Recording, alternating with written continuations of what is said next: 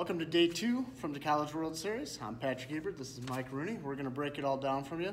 For game 1 was pretty much a blowout by Arkansas over Texas.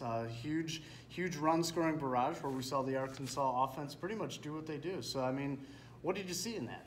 Yeah, it's interesting because Oregon State and Florida got a lot of attention coming into the College World Series, but two teams that seemed to be lying in the weeds were Arkansas, who's pretty much been a top 5 program most of the year, really all year, and then Texas Tech, very talented group. Almost seemed weird that they finished 3rd in the Big 12, but when you think about Arkansas in game 1, this was going to be a great offense anyway because there's so much veteran leaders in that lineup. But then Heston Kjerstad and Casey Martin have turned out to be 2 of the best freshmen in the country. So Blaine Knight did what he does. He wins games, and that offense got rolling. I would say one thing, Patrick, that was interesting is the wind has continued to blow in here at TD Ameritrade Park, and we were worried, can Arkansas score big when they don't have a bunch of home runs? And they clearly answered that question tonight. Yeah, and I think that's a good point. They were still hitting the ball up in the air, and I think that was evident. And Luke Bonfield obviously hit the first home run for the event.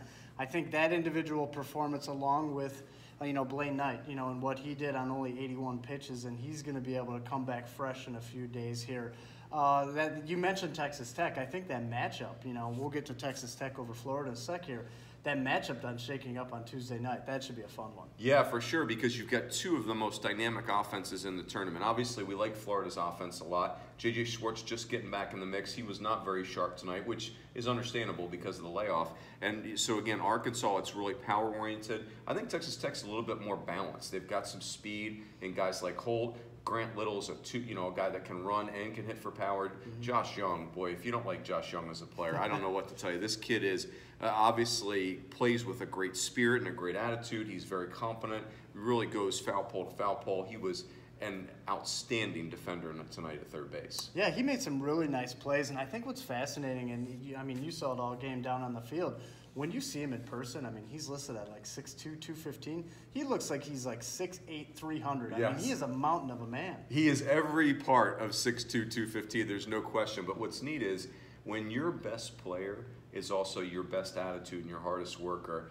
you really got something. And that's what Texas Tech has in Josh Young. And, Tim Tadlock told us today, he's a guy we've got to kick out of the batting cage at times. And the other thing I would say that is interesting to me, Texas Tech, Tim Tadlock's a junior college guy, and really it's a blood and guts program. They don't get to be the underdog very much anymore because of how much success they've had.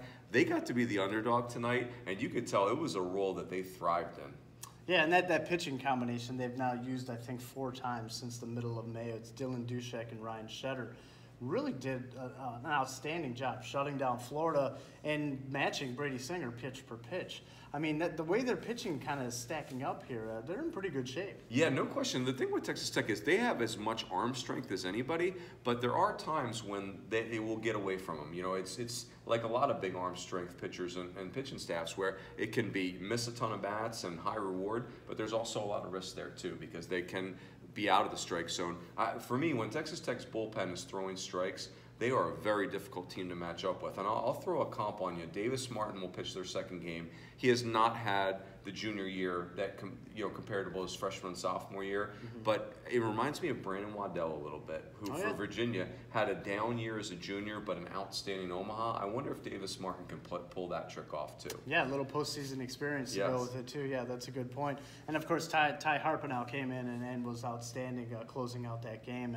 And really, it's I think one of the more fascinating stories. Here we are now at the end of day 2. Florida lost and Oregon State lost. And you and I both picked those 2 teams as our teams to make it to the finals. It's not done yet, but their backs are against the wall. Yeah, no question. Now if you're Florida and Oregon State, you're going to have to win 4 games the rest of this week to get yourself into the finals next week. So it will tax your pitching. I would tell you both clubs have enough pitching. Nobody's got that much pitching, but they've got enough pitching to do it. There are days off mixed in here. But for Florida and Oregon State, because the wind has howled in, the offenses have been neutralized a little bit, and defense has been a real critical piece of this. And Oregon State was not sharp defensively at all and still almost won the game. Florida was not at their best defensively. So I think for both teams, if their position players can get back to being themselves, they are more than capable of coming through the losers bracket. Yeah, I thought that was interesting too. Both those teams were kind of uncharacteristic. You know, Yeah. Florida, I don't think committed an error at all last year at Yeah. the College World Series. So that was big for them. All right, looking ahead to tomorrow, we have Washington versus Oregon State, who we just talked about in Game 1. What do you see from that contest? You know, I would have to pick Oregon State. For Washington, their best bet to win games here is Joe Demers, and he won't be available tomorrow. But I would tell you that the Washington and Oregon State, there is no love lost between these two programs. They recruit in the same areas. You know, the Huskies used to be the big brother in the Pacific Northwest. Oregon State has clearly taken that mantle from them. So it's interesting matchup, but, you know, I think Oregon State would have to be the favorite in that matchup. Would you take North Carolina as the favorite in Game 2 as well? Yeah, I mean, I just think the way North Carolina is playing right now, it's a very talented team, but not with the star talent. It's just they had 10 players drafted, but only one in the first 10 rounds.